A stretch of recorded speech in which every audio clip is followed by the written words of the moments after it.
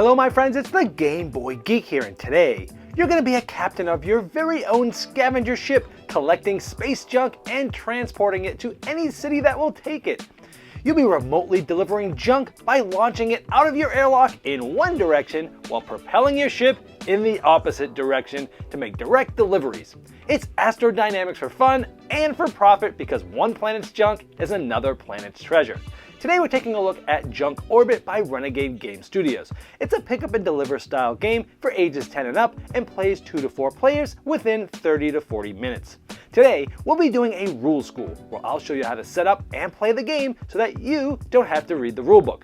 Now I've placed timestamps below me in the description of this video just in case you'd like to jump to a specific section of the rules.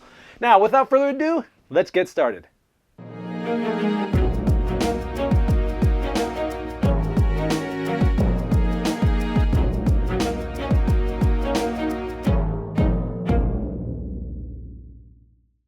Junk Orbit is a family-level strategy game for 2 to 5 players, where each of you will have your own ship and your own special abilities like Space Cowboy. You'll be launching junk into orbit around planets or moons, and sometimes even switching orbit so it goes around other planets and moons. You might even send that junk into its destination city and remotely deliver it. But since we're in space, whichever direction you launch that junk, your ship will move an equal distance in the opposite direction, where you might be able to directly deliver junk at your final location. You'll also be picking up more junk to deliver later throughout the game. This is a puzzly style pick up and deliver game for ages 10 and up and takes only 30 to 40 minutes to play.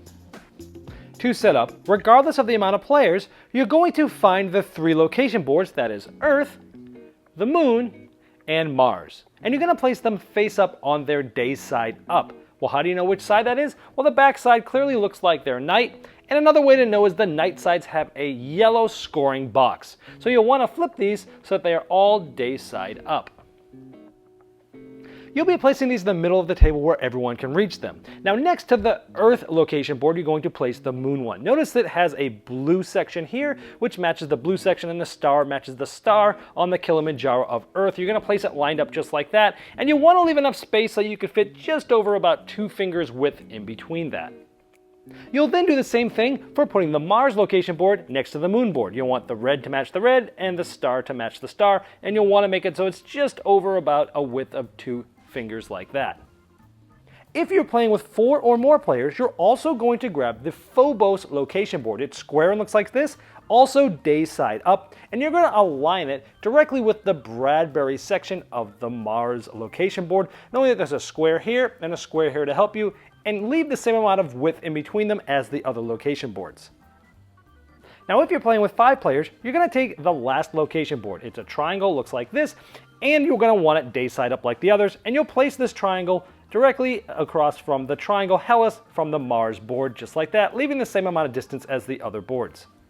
Next, you'll locate the different types of junk tiles. There's 4 different types. You have starters, Earth, Moon, and Mars. Now, you'll only want to include a certain type of tiles in each of these depending on the amount of players. For each of the 3 stacks of Earth, Moon, and Mars, you'll be doing the following. You're going to look through each of those stacks respectively, and if you're playing with 5 players, you won't remove any of the tiles. You'll use them all, including the ones that say 5+ in the lower right-hand corner. However, if you're playing with 4 players, you'll go through each of those stacks, and you'll remove all of the tiles that say 5+. If you're playing with 2 or 3 players, you'll remove all of the ones that say 4+ and 5+, leaving you with just the ones that say 2+. Once that's completed, you can take each of those stacks and place them on the table somewhat close to the corresponding location board. You can put them in one big stack, or if you think it might tip over, you can easily just place these in 2 stacks next to each other like that. Next, you'll be seeding these cities with the corresponding junk tiles. For example, for the Earth location tile, each of these cities will get 1 random junk tile. And so after seeding, it might look like this, and notice that we actually put a tile from the Earth stack next to Kilimanjaro that is linking this with Moon, and notice the distance that we left between the boards was exactly so we could fit a tile there like this. You'll then do the same around the moon using the moon junk tiles. Notice we did not place one here. There's no city name here on the moon there on either side, just like we didn't place one of the moon ones here because we placed an Earth one. Here we will place a Mars one. This red color tells us which color tile will go here. You'll then do the same thing using the Mars junk tiles, placing them around Mars. And if you're playing with 4 players or 5 players, you'll be doing the same thing using the Mars tiles around the 2 other Mars boards that you see there. Next, each player is going to be randomly given a ship and a corresponding ship card. Now that card corresponds to both the color match and what the ship actually looks like. Now if you're playing with less than 5 players, you can remove any ships and cards that are not being used this game. Also, when you get your ship card, you're going to place it in front of you. Make sure it has side A face up. This has to do with the special ability, which we won't worry about now. It'll make a lot more sense after you watch the rest of this video. Everyone's ship will then be moved to the moon location board right on Kepler. Earlier in the setup, you saw us get together these black starter junk tiles. From this set of tiles, you're going to give each player 2 of them that have the number 1 in the upper left, and 1 of them that has the number 2 in their upper left. They're going to place them to the left of their card that says cargo. Once everyone's done that, you can return all the rest of these that are not used, if there are any, back to the box. Then each player will take 1 junk tile from each of the 3 stacks, Earth, Moon, and Mars, and they'll place them also to their cargo, but they will then flip them face up so you can see them. And so it might look something like this when you're ready to start playing. The object of the game is to have the most points at the end of the game, and you get points by delivering junk to the certain cities that that junk wants to go to, and you'll be getting a certain amount of points for that by making deliveries, and whoever has the most points at the end will win the game. The game is played in clockwise order, starting with the player who last took out the trash, and then going in clockwise order. Each player will take a turn, and you'll continue doing this to the end of the game. Each player's turn goes through 3 simple steps. First, you'll be launching junk, then you'll be moving your ship, and then you'll be picking up junk. Then we'll go to the next player's turn. The first step of your turn is launching junk. To do so, you're going to select any one of your cargo, and you're going to select that tile, and that tile is going to be launched from where your ship is, and it doesn't matter whether it's a starter tile or another one, they all work the same way. Now let's say we took this tile, and since it has the number 3 in the upper left-hand corner, it is going to be launched 3 spaces, and we get to decide whether it goes clockwise or counterclockwise. If we launched it clockwise, it would go 1, 2, 3, because that's 3 spaces clockwise from where our ship is. Or if we did counterclockwise, it would go 1, 2, 3, because this is counterclockwise from where our ship is. Now, one of 3 things is going to happen. If the city name here on the tile and the city name of where it went to does not match, and there is no ship here, nothing happens, it just simply rests.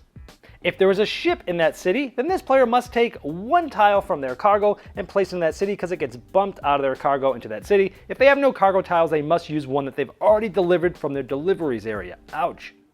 If there were multiple ships there, then all ships there would need to place a tile as spoken about just previously. The third possible thing that can happen is a remote delivery. Let's say we chose this tile instead. It has a 3, but it says Hamilton on it, and you'll see the color here is for the moon. It is this whitish color. So let's say we go 3 from here. 1, 2, 3.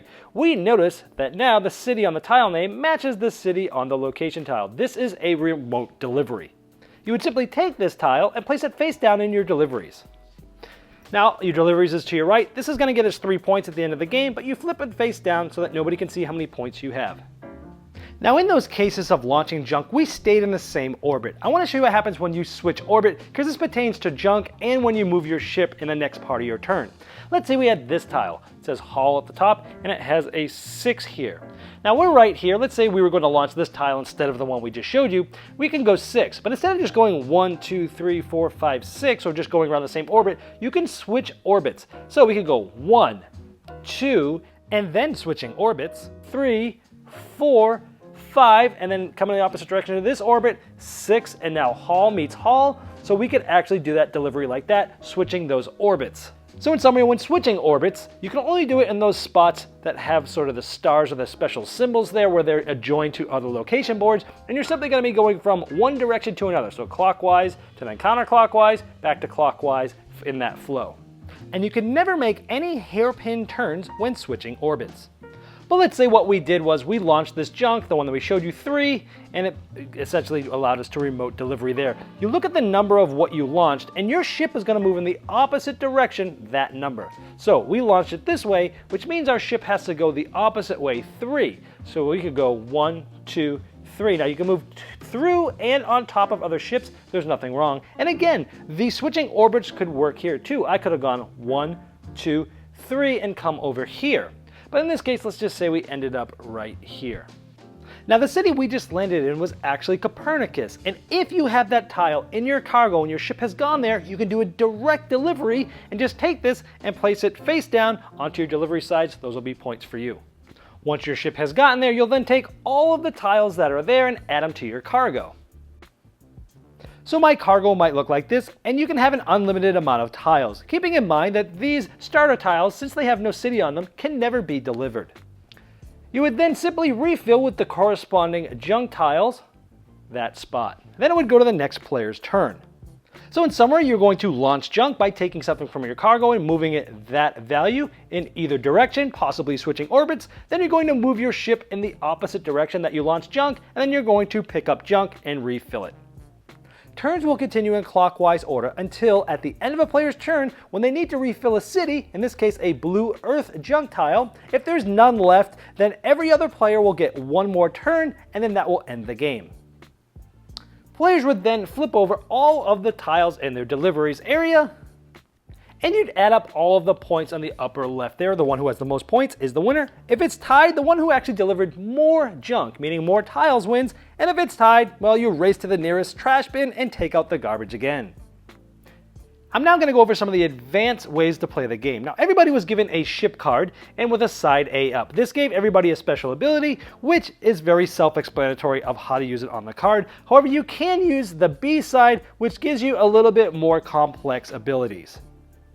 You can also flip any or all of the location tiles to its night side, and they act a little bit differently. For example, for Earth, at the end of the game, each Earth junk tile that you delivered to the moon gets an additional point. If you deliver to Mars, it's an additional 2 points. On the Mars location board, you'll get more points depending on how many different cities in the Mars location board that you deliver to. So if you've got 5 different deliveries at 5 different cities in Mars, you'll get 8 points, and so on. At the moon, for each set of 3 moon tiles that you've delivered, you'll get an additional 3 victory points. For Phobos, anytime you're on any 3 of the Mars location tiles, when you're getting ready to pick up the tile in the spot that your ship is, instead of doing that, you can take a random one off the top. And on this one, if you're on any of the 3 Mars locations, when you launch junk or move, you can change those distances by +1 or -1, but your junk and ship have to still move the same distance. Well, I hope this helped you dive right into junk orbit and get to the fun quicker than you normally would if you had to read the rulebook yourself. Now, if you have further questions, I've placed a link below me in the description of this video, and that's the best place to ask it, because not only will I be notified, but so will Renegade Game Studios.